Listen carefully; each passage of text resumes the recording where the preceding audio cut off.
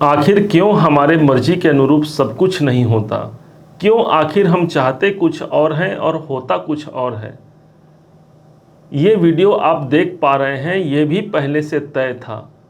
और जो वो यूनिवर्स आप तक पहुंचाना चाहता है, ये बात भी पहले से तय है। सुना हूँ भरत भावी प्रबल, बिलख कहें मुनिनाथ, हाँ निलाभ जीवन मरण, जस अप जस विधि हाथ।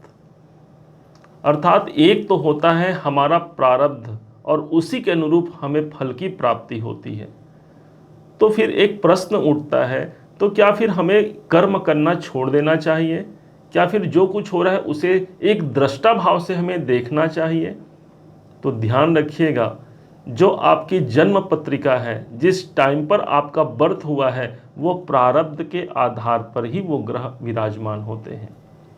और आज आपका समय कैसा है, इसी बात को प्रदर्शित करता है यह गोचर पत्रिका। अर्थात हमारे पास वो पुरुषार्थ का एक प्रभाव है और उस पुरुषार्थ के द्वारा अर्थात अपने कर्मों के द्वारा हम अपने प्रारब्ध को भी परिवर्तन कर सकते हैं। और यही है सुप्रभाव अपने पुरुषार्थ का। आज हम सितंबर, अक्टूबर, नवंबर, दिसंबर सन 2024 के इस अंतिम 4 महीने के प्रभाव को जानने वाले हैं। क्या प्रभाव मिलेंगे और कैसे इसके परिणाम होंगे? क्या हमें उपलब्धियों तक पहुंचाने का कोई स्रोत बन पाएगा हमारा ग्रह संयोग? आज इसी बात को हम जानने और समझने वाले हैं। प्रारंभ करते हैं उस दिवस से, 16 सितंबर सन 2024 से। इस दिन से प्रारंभ होकर के 17 अक्टूबर सन 2024 तक एक ऐसा ग्रह संयोग बनता है जब सूर्य और केतु का संतुलन होकर के सूर्य ग्रहण नाम का एक कुयोग भी बन जाता है। 16 सितंबर तक तो अच्छा है आर्थिक दृष्टिकोण से, लेकिन जैसे ये 1 महीने का समय आता है 16 सितंबर से, सूर्य एक घर आगे प्रविष्ट हो जाते हैं, अर्थात जहां पर केतु देव विराजमान है यहां पर प्रविष्ट हो जाएंगे। अब इसके कुछ पॉजिटिव और कुछ नेगेटिव परिणाम भी निकल करके सामने आएंगे। जैसे कि पॉजिटिव परिणाम में यह हो गया कि तीसरे भाव पर केतु विराजमान है। यदि जीवन में संघर्ष अधिक बने हुए हैं, यदि चाह करके भी हमारी कामनाएं सिद्ध नहीं हो रही, हमने अपना एफर्ट लगाया है पूरा 100%, लेकिन हमको प्राप्त हुआ है 50%, 60%, तो यहाँ पर सूर्य जो कि धन के स्वामी हैं, ये स्वयं एक घर आगे अर्थात पराक्रम भाव पे रहेंगे। आर्थिक प्रगति को दिलाते हुए कोई परेशानियों से भी आपको मुक्ति दिला जाते हैं। ध्यान इतना रखना होगा कि किसी पैसे से संबंधित लेन देन पर आपको बड़ी सतर्कता रखनी होगी। किसी ऐसे स्थान पर आप धन इस समय पर निवेश न कर दें जो आपको प्रॉब्लम में डाल दे। इसका आपको सतर्कता पूर्वक ध्यान रखने की आवश्यकता रहेगी। चूंकि द्वितीय भाव के स्वामी सूर्य ग्रहण के योग में रहेंगे, इस कारण से कौटुंबिक जो वातावरण है इसको बड़े ही सुंदर बना करके रखनी होगी। किसी कारण से भी कुटुंब में अशांति न आए, हमारे कारण हमारे वाणी के द्वारा इसका हमें नियंत्रण रखना होगा। अन्यथा सूर्य यहाँ पर उपस्थित रहेंगे, आपके चैलेंजिंग सिचुएशन से आपको दूर रखेंगे। अब एक तरफ तो ये सूर्य ग्रहण का योग बनता है और दूसरे तरफ ठीक 9 अक्टूबर से ही, मतलब ये सूर्य ग्रहण का काल चलता रहेगा और 9 अक्टूबर को ही देवगुरु बृहस्पति वक्री अवस्था में आ जाते हैं। अब वक्री अवस्था में आकर के देवगुरु बृहस्पति अभी वर्तमान समय पे आपके इनकम भाव पर चल रहे हैं। अब इनका प्रभाव रहेगा 9 अक्टूबर से कंप्लीट 4 फरवरी सन 2025 तक। अब ये मात्र 4 महीने ही नहीं बल्कि फरवरी 25 तक आपका साथ नहीं छोड़ेंगे। क्यों? क्योंकि ये आपके भाग्याधिपति हैं और स्वयं इनकम के भाव पर बैठे हैं। अब इनका प्रभाव एक घर पीछे भी आ गया, मतलब रेगुलर 3 घरों का प्रभाव आपको देखने को मिलेगा, नवम, दसम और एकादश। शुभ प्रभाव क्या निकल करके सामने आएंगे? आपके योग कारक हैं, इसलिए ये पॉजिटिव कार्य ही सिद्ध करेंगे। जैसे कि लाभ में वृद्धि होना, कोई इनकम यहाँ पर बढ़ोतरी हो सकता है, कोई भाग्य का साथ यहाँ मिल सकता है, कोई कर्म आपके ऐसे हैं जो करियर के संबंध को आप लेकर के आप परेशान हैं कि मेरा काम कब सिद्ध होगा, तो कर्म क्षेत्र के दृष्टिकोण से, नौकरी के दृष्टिकोण से एक बहुत महत्वपूर्ण समय निकल करके सामने आएगा। चूंकि देवगुरु बृहस्पति दसम भाव पर प्रभाव डालेंगे, दसम भाव मेरा कर्म क्षेत्र है जिसके अंतर्गत ही मेरा व्यापार भी आता है, तो इस समय पर मेरे व्यापार में ईश्वरी कृपा भी मिल गई। राहु यहाँ विद्यमान है, देवगुरु बृहस्पति भाग्य के मालिक हैं, तो ईश्वरी कृपा का मिल जाना, भाग्य का मिल जाना ही तो हमारे कैरियर को ऊंचाई तक पहुंचाता है। एक रिक्शा चालक है जो दिन रात अपने रिक्शा को चला करके 2 वक्त की रोटी ही नसीब कर पाता है अपने जीवन में, लेकिन उसी के संग जब नवम भाव जागृत हो जाता है, इनकम भाव जागृत हो जाता है, तो उसके लाभ की मात्रा बढ़ जाती है और वही एक दिन ट्रांसपोर्ट कंपनी का मालिक बन जाता है। इसका मतलब क्या होगा? मतलब कर्म तो उसने किया और साथ ही साथ भाग्य नियति ने उनका समर्थन किया है और इस कारण से वो एक छोटे से मुकाम से शीर्ष लेवल तक पहुंच गया। और यही संयोग अभी आपके जीवन पर चलेगा, जहां पर एक संग भाग्य, एक संग कर्म और एक साथ इनकम का भी सोर्स देखने को मिलेगा। अब आते हैं शनिदेव पर, एक ऐसे ग्रह जिन्हें न्यायाधीश कहा गया है, कर्म के स्वामी कहा गया है, और यही शनिदेव ठीक 15 नवंबर सन 2024 तक अभी वक्री अवस्था में भी चल रहे हैं।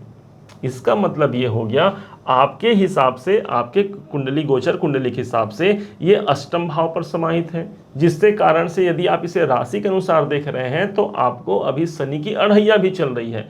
एक ऐसा विकल्प अभी भी मौजूद है जहां पर 15 नवंबर तक कोई परिवर्तनीय स्थिति निकल करके सामने आती है। कारण क्या होगा? एक तो शनि अष्टम भाव पर है जो कि ऑलरेडी परिवर्तन का स्थान है, और जैसे ये 29 जून से ये वक्री चल रहे हैं और अभी इनका बीच का समय चल रहा है और 15 नवंबर को ये फिर से मार्गी हो जाएंगे। तो अभी भी समय है हमारे पास नवंबर 15 तक के, कि जहां पर हम अपने कैरियर को एक नए मुकाम तक ले जा सकते हैं, क्योंकि शनिदेव वक्री होकर के एक भाव पीछे का परिणाम देते हैं। सप्तम भाव दसम भाव से दसम भाव होने के कारण आपके कैरियर को ही तो प्रदर्शित करता है, इसलिए काम धंधे को लेकर के शनिदेव भी आपके समर्थन पे रहेंगे। आप ऐसा मान सकते हैं कि मुझे अभी फिलहाल शनि की अढ़ैया से मुझे मुक्ति प्राप्त हो गई है। और चूंकि सप्तम भाव आपके दाम्पत्य का भी होता है और दाम्पत्य के स्वामी भी शनिदेव हैं, इसलिए कोई लोग विवाह करना चाहते हैं या वैवाहिक जीवन से परेशान हैं, उनको भी यहाँ पर शांति और सही जीवन साथी का वो चयन कर पाते हैं। अर्थात वैवाहिक दृष्टिकोण से भी ये आपके लिए अनुकूल रहेगा। शनि के पास और गुरु के पास, दोनों के पास अभी वक्रत्व दृष्टि है। ध्यान दीजिएगा, ये बहुत बड़ा पॉइंट है, जहां पर शनि भी वक्री चल रहे हैं और देवगुरु बृहस्पति भी 9 तारीख से वक्री हो जाएंगे, 9 अक्टूबर से। इसका मतलब ये हो गया कि शनि के पास जो इनकी 10वीं दृष्टि है वो पंचम भाव पर है और देवगुरु बृहस्पति की 7वीं दृष्टि पंचम भाव है। 2 सबसे महत्वपूर्ण ग्रह जिनकी दृष्टि पंचम भाव पर है। जब किसी बड़े घटना को देखना होता है, जैसे जानना है कि 5 साल कैसे जाएगा, 3 साल कैसे जाएगा, 2 साल कैसे जाएगा, तो हम इसी गुरु और शनि के ट्रांजिट को पकड़ते हैं।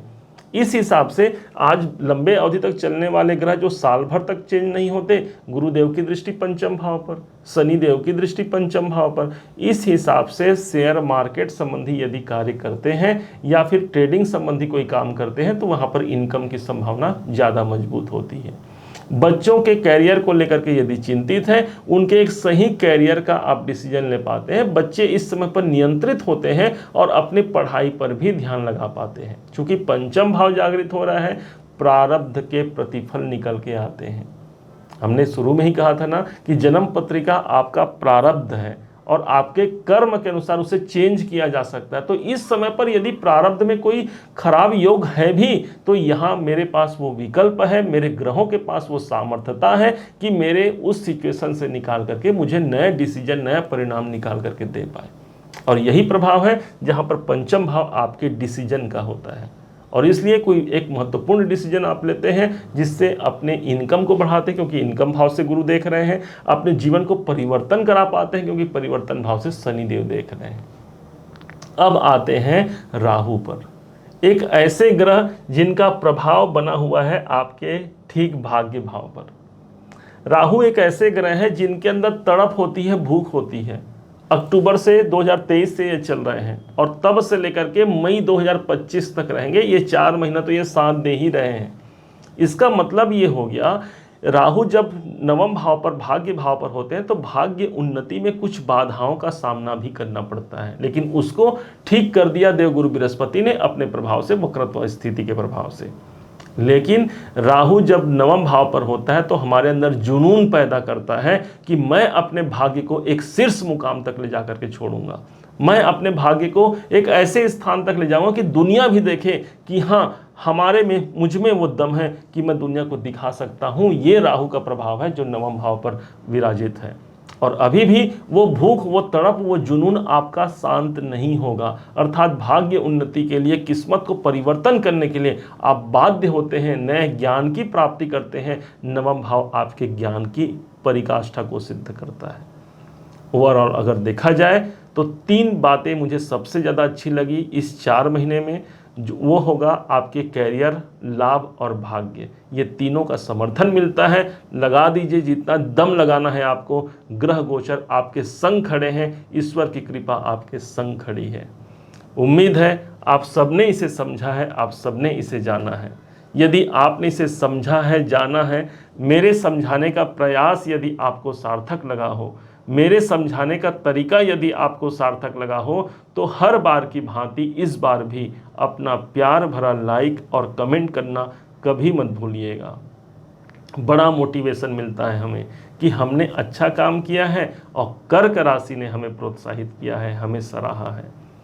इस वीडियो को दूसरों तक जरूर पहुंचाइएगा, अर्थात शेयर कीजिएगा। माना जाता है कि जब हम किसी अच्छे ज्ञानवर्धक बातों को दूसरों तक पहुंचाते हैं तो हमारा गुरु तत्व मजबूत होता है, और यही गुरु हमारा भाग्य है, अर्थात भाग्य उन्नति शेयर मात्र करने से हो सकती है।